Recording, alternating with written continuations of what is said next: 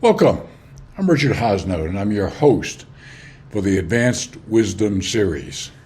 In this series, my goal is to help you live more of a wisdom-inspired life, which is the highest and most rewarding form of life that us humans can live. In these episodes, I make specific suggestions about how you can live more of a wisdom-inspired life. Now, the wisdom in these episodes comes from three God-realized, enlightened avatars that I have studied the most: Krishna, Jesus, and Paramahansa Yogananda. As God-realized, enlightened avatars, they know God, so when they speak or write, they are speaking about the wisdom of God. So, let's get into today's episode with the first quote. It's an interesting one. Only when one pleasure after another fails him does man begin to wonder if, after all, happiness is possible through the senses. This thought has a liberating effect. Man tries to find joy in meditation, in silence, in wisdom, in service, in contentment, and in self-control, close quote. I identify strongly with the wisdom in this from a number of perspectives. One of the 6 books I've already published is titled Ultimate Happiness, Best Proven Western and Eastern Insights About How to Be Happier Today. It's been helping people just like you to be happier for 20 years. And chapter 1 for me is titled There Must Be a Better Way.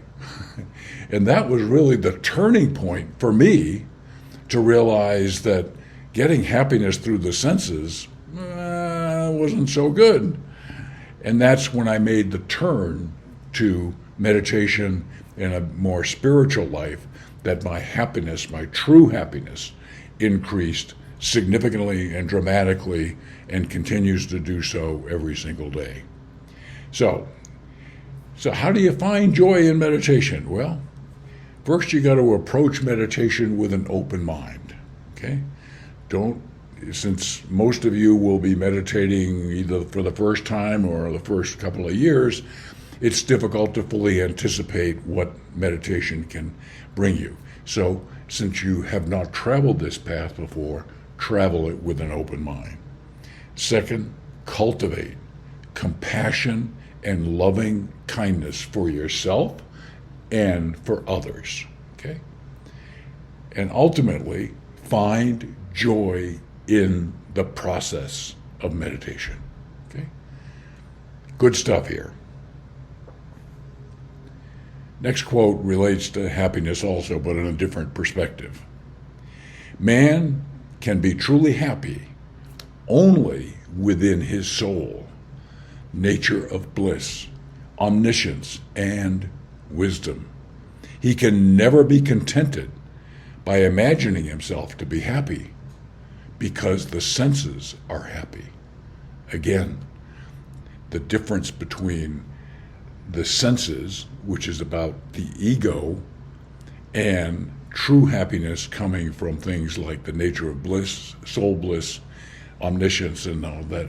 This is a life that is increasingly guided by your soul instead of your ego. Okay?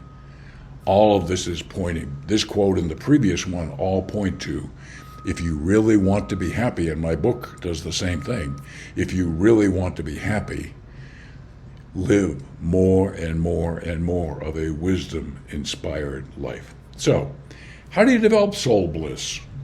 Okay? Well, first of all, start practicing gratitude for what you have, not being frustrated by what you don't have. Practice gratitude of what you have and gratitude from others.